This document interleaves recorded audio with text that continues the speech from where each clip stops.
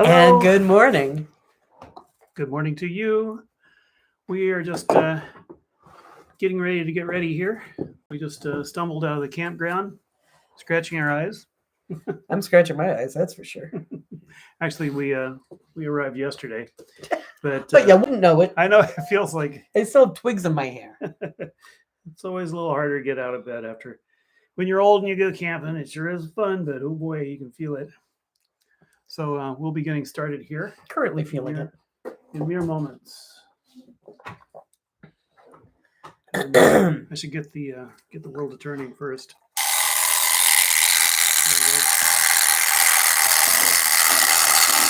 I don't know how much that resonates. I was going to say, I think that's probably horrible. I guess I'll pull it back a bit. Here we are. We're traveling the world. Good morning, good morning.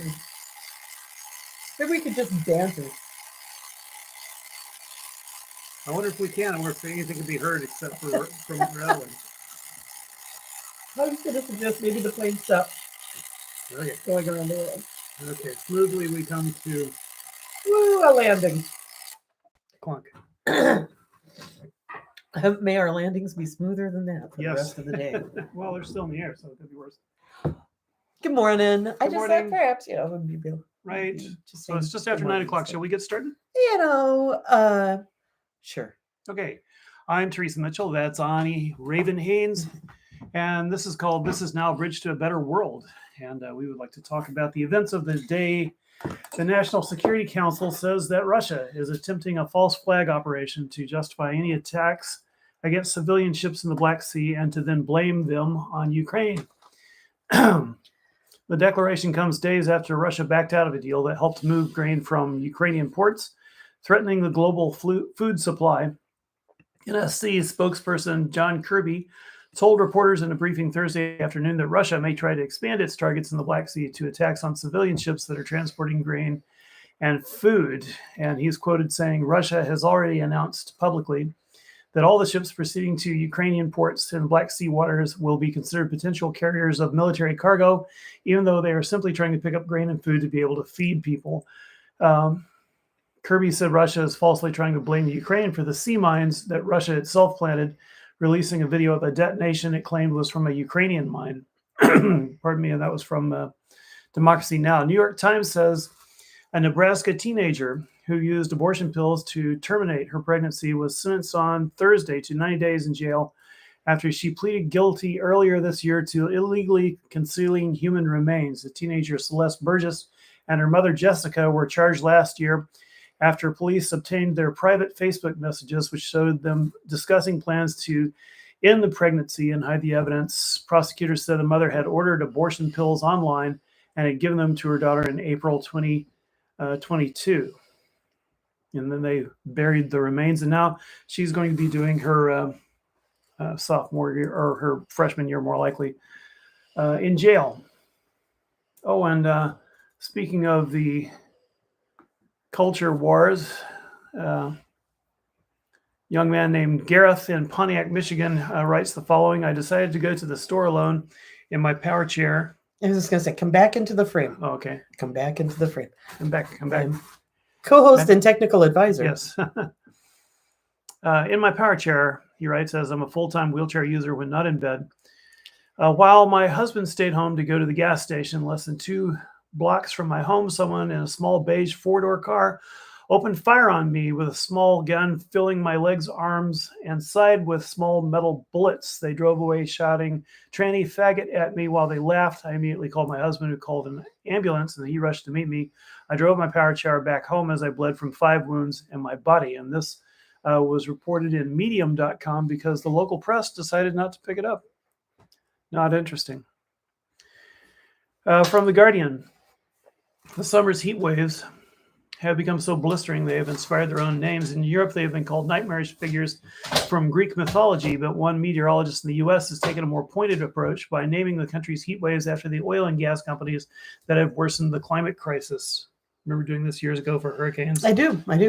The heat wave that has baked much of the U.S. Southwest in recent weeks, helping bring a record-breaking string of days over 110 degrees Fahrenheit to Phoenix has been named Heatwave Chevron by Guy Walton, a veteran former Weather Channel meteorologist. Pardon me. And speaking of rampant heat waves, scientists warn that they are threatening the food security of the entire planet, according to an article by Phoebe Weston, who writes that successive heat waves threatened nature's ability to provide us with food. As researchers warn of an unseen silent dying in our oceans amid record temperatures scorching the earth. Heat waves are ripping through Europe, the US, and China, with the global hottest day ever recorded at the start of July, endangering human life as well as the land and the sea it depends on. John Marsham, professor of atmospheric science at the University of Leeds, is quoted saying, our food system is global. There are growing risks of simultaneous major crop losses in different regions in the world, which will really affect food availability and prices. This is not what we're seeing right now, but in the coming decades, that's one of the things I'm really scared of. As a human being, if you're wealthy enough, you can get inside and put the air conditioning on, but natural ecosystems and farmed ecosystems can't do that, end quote. And I just want to say that, for years, we've been talking about the problem of the oceans dying. And that because of pollutions and microparticles, temperature changes, and radiation, because, it's always good. Dilution is the solution. You just dump Fukushima water into, the ocean and everything's going to be copacetic, right? We have been noting extreme ocean die-offs for the last several years. And in fact, a year and some months ago, 14 months ago, NBC News had headlines of ocean life projected to die off in mass extinction if emissions remain high. Well, emissions have remained high, and they're remaining high to the foreseeable future unless we really stop all business as usual. And I don't know, massive die-off on the planet or business as usual. It seems like our leaders are really making the wrong call, so what can we do about that? I don't have an answer, actually.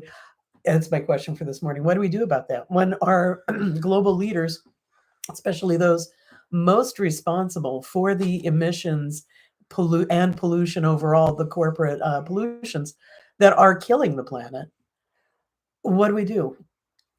Extinction Rebellion and direct action has shown some ways. Some actions make more sense than others. But how do we actually stop participation with the system that is killing us all? That's my question for the morning. Yeah, John, Jabara, Trout, what do we do? It's good to see y'all. Continuing that topic, Nick Gallagher writes in The Messenger that while ocean temperatures have gradually grown warmer over the years, this year's averages are completely outside the norm. And he quotes a scientist named Jacobson, who says, what makes this year's graph so remarkable is just the magnitude of the jump from anything that's happened before. He is quoted saying, it just flies off the page as so completely out of any expectation for gradual warming that it is just shocking to see. And this is a continuation of what we've been talking about over the past few weeks of the y-axis jumping off the off the chart, the Y to the sky. Jacobson worked for years as a consultant in the gambling industry, where he built mathematical models for games and helped casinos assess risk. He says that experience helps him put this year's spike into perspective. He says, quote, it looks like you played the slot machine and you have astronomical odds of hitting the jackpot, but we're hitting that jackpot day after day after day, end quote. It's not a good jackpot. No, yeah. In other words, the problem is here. Oceans all over the world, according to ABC News, are experiencing warmer than normal. I just gonna have to pull my tongue out a little bit. Just slow down. All the way. Slow down. Normal. You can do it. Oceans all over the world are experiencing warmer than normal temperatures, but waters off the southern U.S. could be on the brink of an ocean heat wave emergency as temperatures rise to unprecedented levels. Don't you love that word, unprecedented? More than 40% of global ocean temperatures are currently experiencing a heat wave. According to the NOAA, the heat is even more acute off the coast of Florida, where ocean temperatures are currently strikingly warm. That's according to Brian McMaldy, senior research associate at University of Miami's Rosenstiel School of Marine Atmospheric and Earth Science. He told ABC News on Thursday, Miami reached a heat index in the triple digits for the 39th consecutive day, extending a record the city had broken the week before, according to the National Weather Service. He's quoted saying, "When you're breaking records by such large margins, that's what makes it alarming. We're not even close to what the previous record was, let alone the average." And if you look at the National Hurricane Center map today, you'll see one hurricane, but it's not unusual. It's what they call extratropical. It's north of the tropical line, and it has stalled far north of the hurricane zone in the mid-Atlantic, perhaps with a name like Don, fearful of striking Florida and getting indicted. And that pretty much wraps up my news shorts for this morning. Okay. And I turn to you. Thank you. Oh, intuitive one. Boy, did I see some intuitive stuff over the last few days. I won't say what, but that's a witch. I was in my element. So I got to turn, what, 57? Yeah, right. I got to turn 57 last Happy week. birthday. And it was pretty exciting. I enjoyed it. I've never been 57 before. I look forward to finding out what that's like.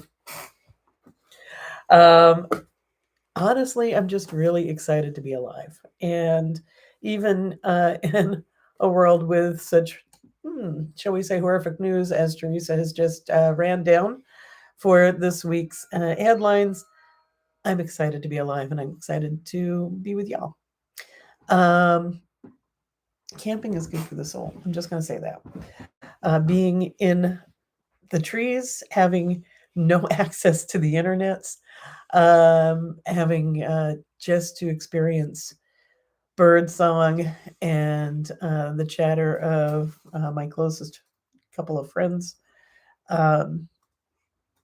It was very refreshing and I feel fantastic. So, fantastic, exhausted and completely allergified. But other than that, fantastic. It's funny to me how it's like you're one with nature and it really makes you break out. Yeah, totally. So itchy. I'm so itchy. Okay. That all said, I do have some tarot reading for this week. And what else am I excited about? It's funny. Teresa's all like the doom and gloom gal. And this morning, more than usual, even, I am so just damned excited to be alive.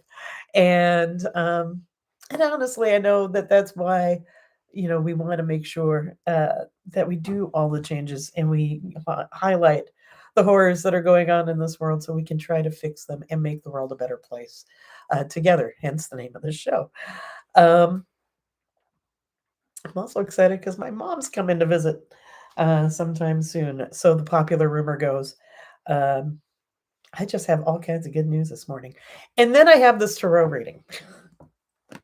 And the tarot reading looks like this. And what does that say?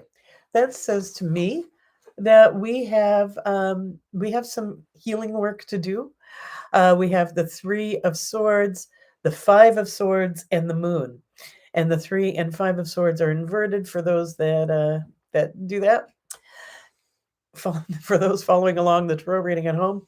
So the 3 of Swords inverted really talks about having some healing time and making sure that conflicts that are that you've turned away from, that may be finished for now, that instead of just walking away from those conflicts, go a little bit deeper and do some work to heal the rift. If that's not possible with the person that you've been in conflict with, person or people that you've been in conflict with, then for your own heart, do some healing work out of that conflict.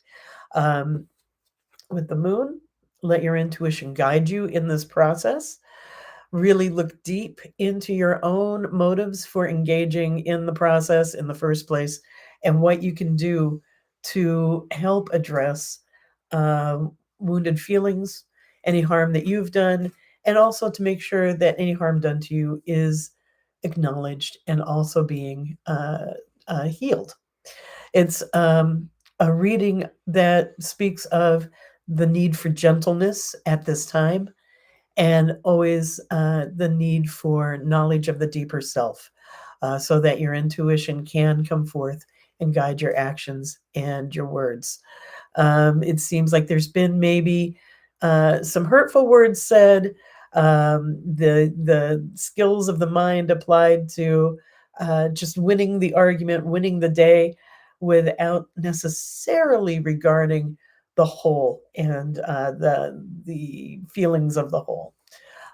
So just a little look and a little call to make amends where needed, and to see what you can do to encourage healing and wholeness, non competitiveness in your life and in your circles. If you have folks who are constantly trying to pick the fights, see what you can do to mitigate the effect, to sidestep, to yeah, to sidestep, to go around and not necessarily meet in direct opposition of wills, which doesn't necessarily get anyone anywhere and mostly ends up hurting you. So that's what the cards say. This is a growth cycle from here until August 1st, which is the full moon. Um, and that will be so in this next time leading up to that, it's the time to really think about growing aspects of yourself, growing your compassion, um, looking at um, uh, looking at gratitude, looking at forgiveness, looking at healing the inner hurts that you've been carrying, so that you can, in fact, broadly embrace your community and your life. That's what I have. So here we are. And with that, I think that this is an uncharacteristically short stream this morning, because we are freshly, and I do mean freshly, back from 5 days in beautiful Columbia County. Well, that was short. That's 17 minutes. It just felt to me like it took a long time to say all that bad news about the weather, the climate. Well, climate is it's changing and its signs are around us. So again, it's time for no business as usual. We really have to we have very, very limited amounts of time to mitigate harm before bigger disasters are unloosed. It is our how do we say that? It's our existential crisis for sure. Oh, speaking of existential crisis, Oppenheimer just opened. That movie, Mm-hmm. I have no interest in seeing it. I'm just going to say, Oppenheimer, a complicated person. I have no interest in seeing movies that go deep into the minds of somebody who values science over humanity. Okay. I think that's an interesting. I don't know. I don't know what the treatment is. I know the trailers. All I Is he know are presented as an Einstein or a Macbeth? I don't know. I don't know. The trailers kind of make him look kind of cool, and Well, it's a cool looking guy. He was. I know I like the actor, but no, I'm interested in like why do we want that hero right now? That's a hero we don't need.